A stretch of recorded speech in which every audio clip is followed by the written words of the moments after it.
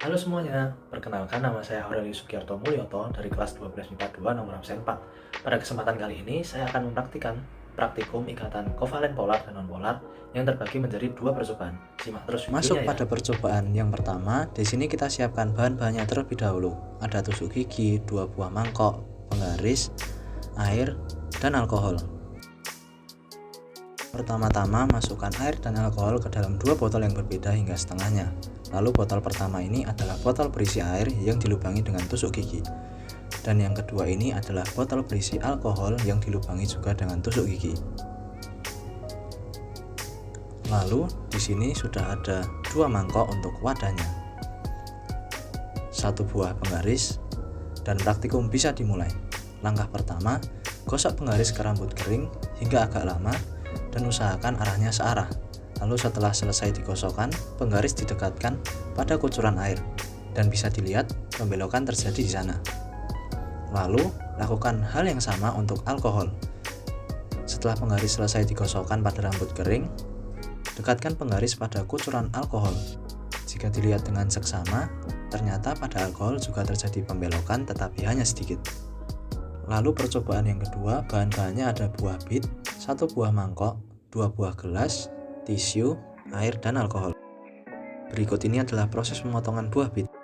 Di sini sudah ada buah bit yang telah dipotong menjadi 6 bagian, wadah air untuk merendam, setengah gelas air, setengah gelas alkohol, dan juga tisu. Masukkan semua buah bit yang sudah dipotong ke dalam wadah berisi air.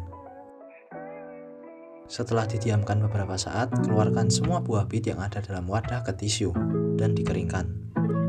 Setelah kering, masukkan 3 buah bit ke gelas berisi air dan 3 sisanya ke gelas berisi alkohol.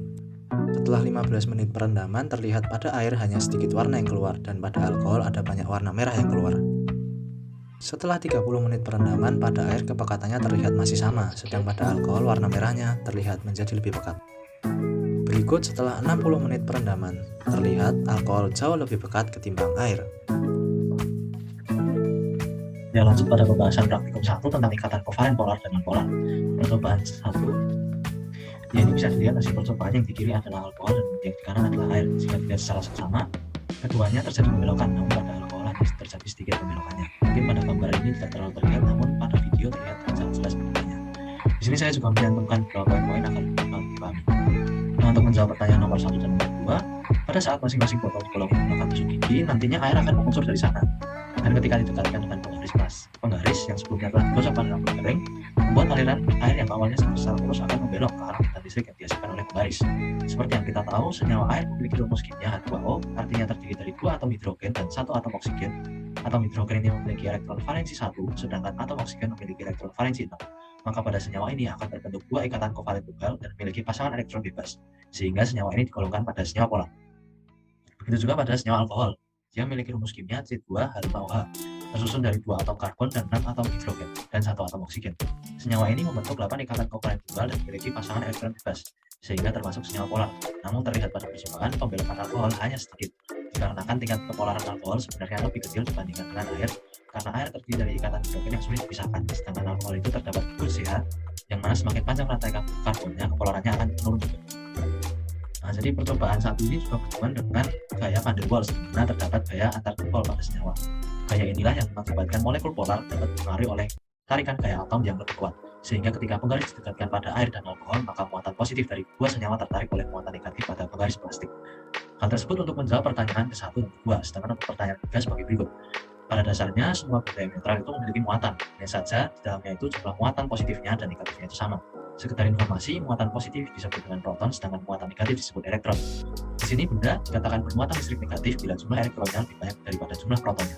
Benda dikatakan bermuatan listrik positif bila jumlah proton lebih banyak daripada jumlah elektron. Elektron dapat berpindah saat benda tersebut digosokkan, sementara proton berada di inti atom sehingga tidak bisa berpindah. Rambut kering memiliki banyak elektron sehingga saat penggaris digosokkan pada rambut kering, maka elektron di rambut kering akan berpindah pada penggaris, dan penggaris tersebut akan bermuatan listrik karena kelebihan elektron. Efek listrik statis juga terjadi karena perpindahan elektron. Lalu muatan apa sih yang ada dalam penggaris dan kenapa bisa begitu? Dikarenakan yang bisa berpindah adalah elektron dan rambut kering memiliki banyak elektron, maka elektron berpindah ke penggaris plastik. Karena lebih banyak elektron, maka penggaris plastik ini untuk sementara dia bermuatan listrik negatif dan bisa menarik muatan positif dari senyawa polar tadi. Lalu masuk pada percobaan yang kedua, di sini bisa kita lihat mana alkohol yang bagian kiri itu lebih pekat dibandingkan air. Di sini juga ada tabel gelas 1 dan gelas 2, yang mana gelas 1 ini untuk menunjukkan air dan gelas 2 ini untuk alkohol. Yang dimana tanda plus itu menandakan semakin pekatnya warna. Jadi jika plusnya banyak, maka warnanya semakin pekat. Terlihat di alkohol hampir setiap 5 menit terjadi penambahan kepekatan. Berbeda dengan air yang awalnya tidak ada warna hingga menit 15 baru keluar warnanya. Nah, lalu ini untuk pembahasannya, perubahan warna yang terjadi adalah dari bening ke merah. Warna merah yang terlarut ini sendiri adalah pigmen pitasianin yang memberikan warna merah pada buah bit, yang mana ini terletak pada vakuola sel buah bit. Pitasianin sendiri merupakan pigmen kelompok flavonoid yang terikat pada gula sehingga bersifat polar. Maka dari itu, pigmen pitasianin ini dapat terlarut dalam air maupun alkohol karena keduanya bersifat polar.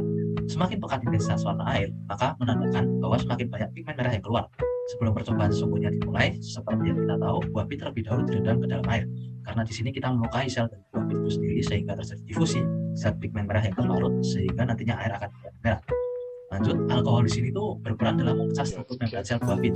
Hal ini yang menyebabkan adanya perbedaan hasil antara gelas dengan air biasa dengan gelas yang berisi alkohol, di mana alkohol lebih pekat.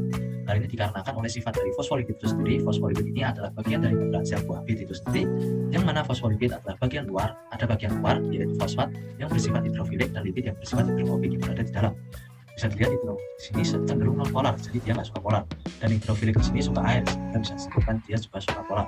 Transform membran terjadi secara selektif agar sel tersebut bisa bertahan, di mana senyawa polar tidak boleh masuk ke lipid soalnya bersifat hidrofobik. Nah, karena senyawa polar tidak bisa masuk, maka untuk kasus air pada akhirnya warna tidak sepekat alkohol, karena dia terdiri dari senyawa H2O yang berarti murni polar. Memang di akhir percobaan ada sedikit warna merah, tapi itu hanya sisa-sisa. Akan tetapi susunan alkohol sendiri tidak murni polar, tapi ada ikatan CH yang merupakan non polar, sehingga alkohol membuat lipid membran sel terganggu dan permeabilitas membran meningkat, yang mana pada akhirnya membuat fosfolipid larut dan hancur, yang menyebabkan pitasianin keluar, dan di alkohol warnanya terlihat lebih pekat. Terjadi osmosis juga, sekaligus difusi pada percobaan alkohol. Osmosis di sini adalah saat alkohol masuk ke sel yang termasuk osmosis, soalnya pelarut tinggi ke pelarut rendah. Untuk yang difusi, seperti kita tahu, difusi itu terlarut tinggi ke terlarut yang rendah, sehingga dianalogikan kandungan pitasianin dalam buah bit ini sebagai terlarut yang tinggi dan dia bergerak keluar. Sekian pembahasan dari percobaan 1 dan percobaan 2 kali ini. Lalu kita masuk dalam kesimpulan. Jadi kesimpulannya, rambut kering itu memiliki banyak elektron, sehingga ketika penggaris digosokkan, elektron akan berpindah dari rambut ke penggaris.